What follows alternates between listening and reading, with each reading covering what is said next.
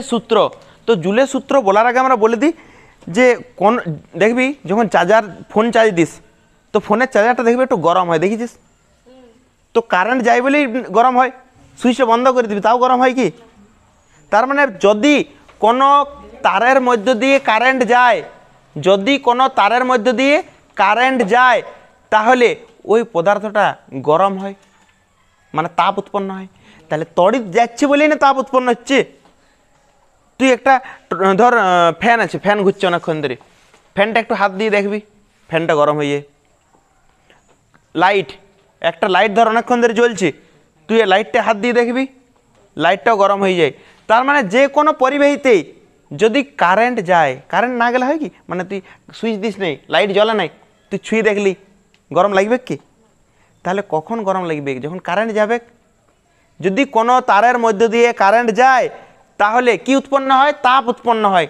এই ঘটনাটাকে বলা হয় তড়িৎ প্রবাহের তাপীয় ক্রিয়া তড়িৎ প্রবাহের তাপীয় ক্রিয়া নামটাতে দেখ তড়িৎ প্রবাহের তাপীয় ক্রিয়া বা কোনোভাবে তাপীয় ফল আছে তাপীয় ফল মানে কি তড়িৎ প্রবাহের ফলে তাপ উৎপন্ন হবে তড়িৎ প্রবাহ হবে কারেন্ট যাবে তার প্রভাবে কি হবে তাপ উৎপন্ন হবে সেই জন্যে যখন ফোনে চার্জ দিস কারেন্ট যায় আর কারেন্ট যায় বলেই যে চার্জারের হেডটা থাকে সেটা গরম হয় ফোনটাও গরম হয় ফোনের মধ্যে দিয়েও কারেন্ট যাচ্ছে তাই তো তাহলে যেটার মধ্য দিয়ে কারেন্ট যাবে কারেন্ট গেলেই তড়িৎ প্রবাহ হলেই সেটা কি হবে গরম হবে মানে তাপ উৎপন্ন হবে এইটাকেই আমরা বলবো তড়িৎ প্রবাহের তাপীয় ফল এই সংজ্ঞাটা কঠিন লাগলো কি তড়িৎ প্রবাহের ফলে তাপ উৎপন্ন হয় তড়িৎ প্রবাহের ফলেই তাপ উৎপন্ন হয় এইটাকেই বলা হয় তড়িৎ প্রবাহের তাপীয় ফল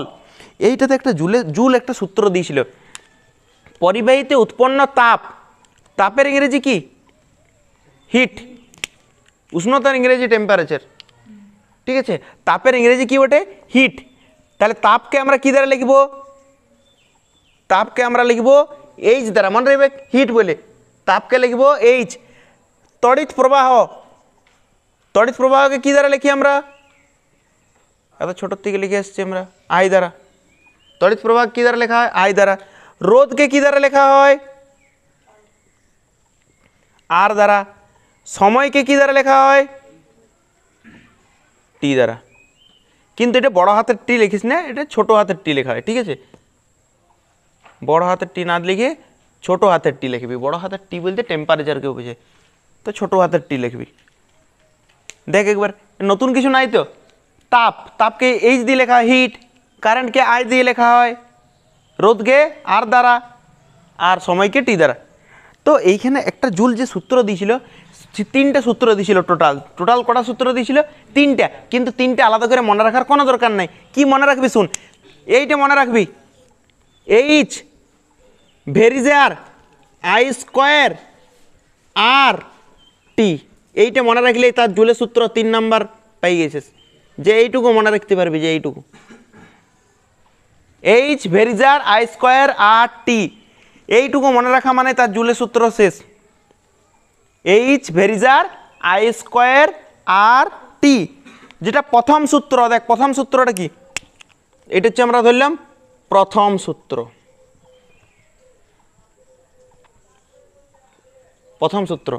দেখ আমরা এটাকে ভাঙবো একবার লিখবো এইচ ভেরিজার আই স্কোয়ার একবার লিখবো এইচ ভেরিজার আই স্কোয়ার দ্বিতীয় সূত্রতে কি লিখবো শুন সবগুলো লিখবো দ্বিতীয় সূত্র আর একটা লিখবো তৃতীয় সূত্র শুধু থার্ড লিখলাম হ্যাঁ এত মনে হয় দেখায় নাই সম্ভবত দেখাচ্ছে ঠিক আছে এদিকে দেখ প্রথম সূত্রটা দেখ প্রথম সূত্রটা হচ্ছে একবার এইচ ভেরিজার আমরা কি লিখবো প্রথমে কে আছে দেখতে পাচ্ছিস তোরা দেখতে পাস নি এইখানটা চলে আসতে পারতিস কোন দিকে সর করাবি ঠিক আছে ঠিক আছে দেখতে পাচ্ছিস প্রণব এদিকে দেখ H varies as I square R টি আমরা কি লিখবো দেখ একবার লিখবো এইচ ভেরিজার আই স্কোয়ার একবার লিখবো এইচ ভেরিজার আর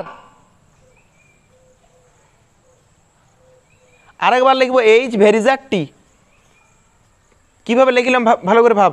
আমরা মনে রাখবো H varies as I square R T, H varies as I square R T নিয়ে পরে এইটাকে আমরা ভাঙিয়ে দিলাম, একবার এইচ ভেরিজার আই স্কোয়ার, একবার এইচ ভেরিজার আর, একবার এইচ ভেরিজার টি। ঠিক আছে, বল এই লেখাটা আমরা কার সাথে দেখছি? দেখ, এইচ মানে কি বটে? তাপ। আই মানে কি বটে? প্রবাহ মাত্রা। তাহলে প্রবাহ মাত্রার সাথে তাপের সম্পর্ক দেখছি, তাহলে তখন বাকি যে দুটো থাকবে, বাকি কে থাকলে আর আর টি, তখন আর আর টিকে আমরা ধ্রুবক রাখবো। আর আর টিকে ধ্রুবক মানে কি? অপরিবর্তনীয়, মানে আর আর টিকে পরিবর্তন করবো নাই। একবার এখানে আমরা কার কার সম্পর্ক দেখছি? এইচ আর আর এর, বাকি কে কে থাকলেও আই আর টি। আই আর টিকে কি রাখবো আমরা?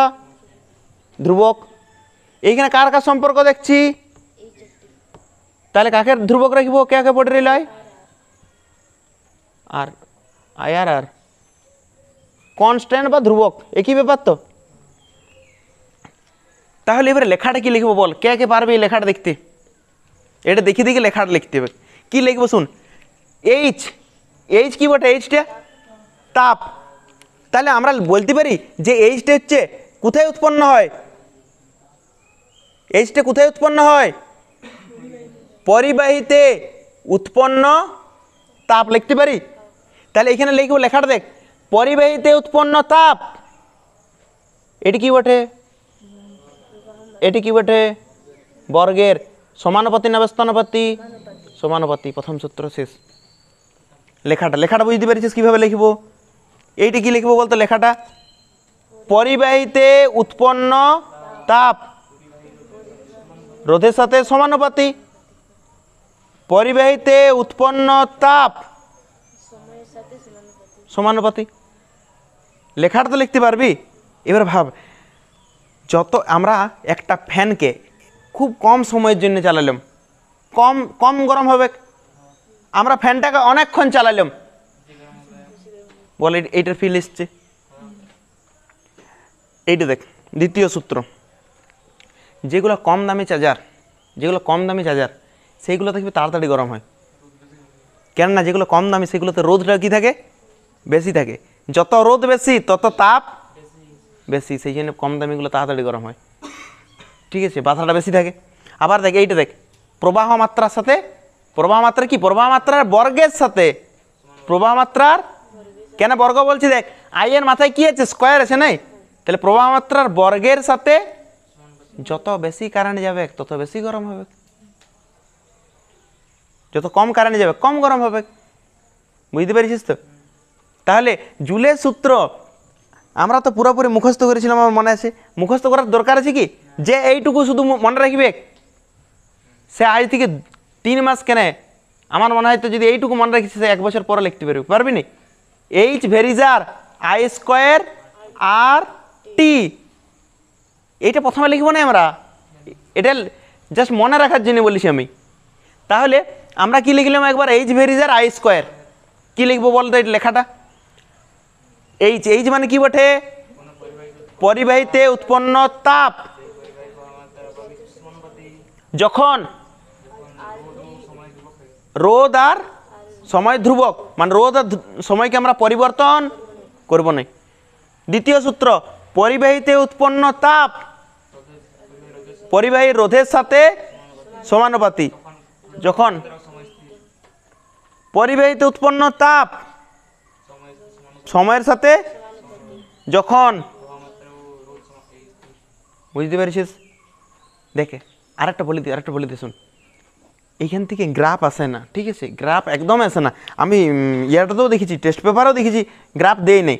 কিন্তু যদি গ্রাফ পড়েও যায় তো গ্রাফ কে পারবি না বলতো? এই দুটো মূলবিন্দুগামী হবে কিনা? সমানুপাতি। তো সমানুপাতি মানে কি হবে? দেখ, সমানুপাতি মানে গ্রাফ কেমন হয়? এরকম হয়। এটার ক্ষেত্রে গ্রাফ কেমন হবে? সমানুপাতি। কিন্তু এইটা হচ্ছে মানে স্কোয়ার, তো স্কোয়ারের ক্ষেত্রে এরকম হয়, এরকম। বুঝতে পেরেছিস? গ্রাফ পড়ে না, গ্রাফ পড়েই না একদম, ঠিক আছে? তাহলে ওটা নিয়ে চাপের কিছু নাই। আমি বলবো তো গ্রাফ লেখিস না, শুধু গ্রাফটা দেখিয়ে রাখ, যদি বাই চান্সে পড়েও যায় যেন লিখতে পারিস, বা সহায়িকা বই যদি থাকে তো দেখলে যেন বুঝতে পারিস যে এরকম হবে কেন হচ্ছে, ঠিক আছে? দিয়া নাই? যদি না দিয়ে থাকে তাহলে লিখিস না, যদি বাই চান্সে পড়ে যাই আমি বলছি, সেই জন্য আমরা বলে রাখলাম, ঠিক আছে। কিন্তু লেখার দরকার নাই, খাতায় লেখিস না, খাতায় এই গ্রাফগুলো কেউ লিখিস না, ঠিক আছে। বাকিটা কে পারবে লিখতে? প্রথমে কি লিখবি? প্রথমে লিখবি ওই সংজ্ঞাটা যেটা বললাম, তড়িৎ প্রবাহের তাপীয় ফল কি? তড়িৎ প্রবাহের তাপীয় ফল, নামটা শুনে কি মনে হচ্ছে দেখ, তড়িৎ প্রবাহের তাপীয় ফল মানে কোনো পরিবাহীতে যদি তড়িৎ প্রবাহ হয় তার ফলে, সেইটাই তো বলছি, তড়িৎ প্রবাহের তাপীয় ফল মানে তড়িৎ প্রবাহ হবে, তার ফল হিসেবে আমরা তাপ পাবো, এটাকে বলবো আমরা তড়িৎ প্রবাহের তাপীয় ফল। নিয়ে ওইটা সংক্রান্ত আমরা প্রথম সূত্র জানলাম, সেটা হচ্ছে জুলের সূত্র। জুলেই প্রথম বলেছিল যে কতটা তাপ উৎপন্ন হবে, সেইটা নিয়ে দিয়েছিল মানে একটা সূত্র। জুল কটা সূত্র দিয়েছিল? টোটাল 3টে। আলাদাভাবে মনে রাখার দরকার নেই, তো পারবি তো লিখতে যে কোনো টাইমে। জুলের সূত্র ইম্পর্টেন্ট, ঠিক আছে। যদি পাতি প্রশ্ন করে এই প্রশ্নটা পড়বে কি একদম 100%।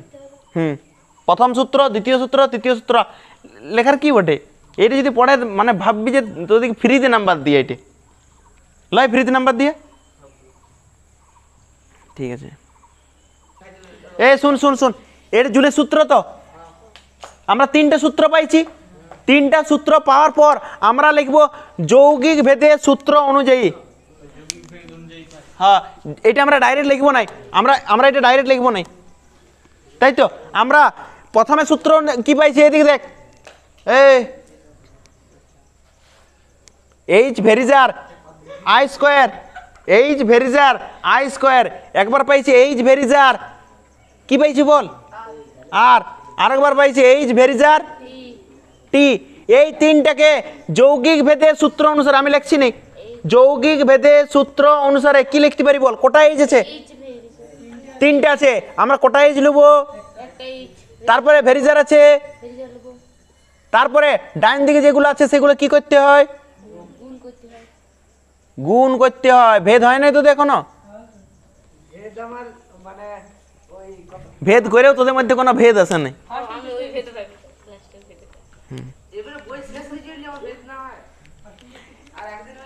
সিলেবাস ও ঠিক আছে। এইদিকে দেখ, এইচ এটি কি চিহ্ন আছে রে? সমানুপাতি বা ভেরিজার। এইটাকে সমান করতে হলে ডান দিকে একটা ধ্রুবক দিয়ে গুণ করতে হয়, আর এইখানে ধ্রুবকটা লিয়া হয় 1/j। কি লিয়া হয়? 1/j। দেখাই দিচ্ছি। এই সমানুপাতি ধ্রুবকটাকে আমরা কি করলাম? সমান করলাম। সমান করলে কি দিয়ে গুণ করতে হয়? 1/j দিয়ে গুণ করতে হয়। এখানে ধ্রুবকটা হচ্ছে 1/j, আর আগের থেকে কি ছিল দেখতো? আই স্কোয়ার আর টি, এটা তো ছিলই আগের থেকে। দেখ, এইচ আগের থেকে ছিলই, আই স্কোয়ার আর টি আগের থেকে ছিলই। এইখানে কি দিয়ে গুণ করেছি? জে না 1/j? 1/j দিয়ে গুণ করেছি। তাহলে 1/j কি বটে? এখানে ধ্রুবক। এইটা হচ্ছে এই 1/j, এটাকে যেটাকেই বলা হয় তাপের যান্ত্রিক তুল্যাঙ্ক। কি বলা হয় এটাকে? তাপের যান্ত্রিক তুল্যাঙ্ক। কেউ 9-এ পড়েছে সেটা? তাপের যান্ত্রিক তুল্যাঙ্ক 9-এ আছে, এটা আমরা ডিটেলসই পড়েছিলাম। না, জুলের সূত্র অতটা, এটা আমরা একটা তাপের যান্ত্রিক তুল্যাঙ্কটা দেখাচ্ছি যে অঙ্ক করার সময় কেমন লাগবে, বা এখান থেকে যদি শর্ট পড়ে যায় চলে আসতে পারে। তো এইটা ক্লিয়ার হয়েছে কি? যেটা কি বটে রে? তাপের যান্ত্রিক তুল্যাঙ্ক। বল গুণ করে কি আসবে? এইচ সমান কি আসবে বল? এইচ সমান উপরে I square R T by J, এটাই তো আসবে। হ্যাঁ, এটা টি, ঠিক আছে। I square R T by J, এতদূর পর্যন্ত কোনো অসুবিধা নাই, ঠিক আছে। এইবার হচ্ছে জের যে এসআই মান হয়, জে মানে কি বটে? জের নামটা কি বটে? তাপের যান্ত্রিক তুল্যাঙ্ক। জের এসআই পদ্ধতিতে মান, শুন রে, এসআই পদ্ধতিতে মান হয় 1। জের এসআই পদ্ধতিতে মান কত হয়? 1। তাহলে তখন এইচটা কত হবে বলতো? তখন এইচটা কত হবে? জের এসআই মান কত পড়তে পারে? তাপের যান্ত্রিক তুল্যের এসআই মান কত হয়? 1, ঠিক আছে। আর এইবার দেখ তখন এইচটি কী হবে বল, এইচ সমান আই স্কোয়ার আর টি, নিচে কি ছিল I square R T by কি আছে জে, আর জে এর মান এসআই মান কত, তাহলে জে এইখানে জে এর নিচটা তো কত লিখবো আমরা 1, আর 1 দিয়ে ভাগ করলে, তাহলে যখন আমরা এসআই অঙ্ক করব ভালো করে শুন, এসআই যখন আমরা এই সূত্রটা দিয়ে অঙ্ক করব, এসআই অঙ্কটা সবসময় ডাইরেক্ট এইচ সমান আই স্কোয়ার আর টি লিখবো, ঠিক আছে, এইচ সমান আই স্কোয়ার আর টি লিখবো। এটা কোন পদ্ধতিতে মান বলতো, এইবারে জের সিজিএস এর মান কত হয়, জের সিজিএস এর মান হচ্ছে 4.2, পড়েছিলি 9-এ, এসআই পদ্ধতিতে হয় 1 আর সিজিএস হয় 4.2, বলতো তখন এইচটা কত হবে, I square R T by J আছে, আর জে এর মানটা তখন কত বসাবো, কিভাবে লিখবি শুন, প্রথমে এইটা তো এইটা লেখাই আছে, লিখবি যৌগিক ভেদে সূত্র অনুসারে এইটা লিখবি, নিয়ে এইটা কি চিহ্ন আছে সমানুপাতি, আমরা কি করেছি এটাকে, এখানে কোনটা ধ্রুবক, 1টা না জেটা না 1/জেটা, 1/জেটা ধ্রুবক, আর এইখানে জেটাকে কি বলা হয়, জেটাকে বলা হয়, জেটাকে কি বলা হয় তাপে যান্ত্রিক 1/জেটাকে নয় জেটাকে, তাহলে এইচ সমান পরের লাইন লিখতে পারে I square R T by, নি লিখবি জে এর এসআই একক, জে মানে কি বটে তাপে যান্ত্রিক তুল্যাঙ্ক, এটার এসআই মান কত হয়, তাহলে উৎপন্ন তাপ সমান কি হবে, উৎপন্ন তাপ সমান I square R T by J, আর জে এর মান কত মানে আই স্কোয়ার আর টি হবে কিনা, এটা এসআই হলো। এবার সিজিএস এর সময় লিখবো জে এর সিজিএস মান, সিজিএস মান কত, তখন উৎপন্ন তাপ সমান I square R T by J আছে, আর জে জেকে তখন কি বসাবো এসআই 4.2, লেখ এই দুটোই লেখ।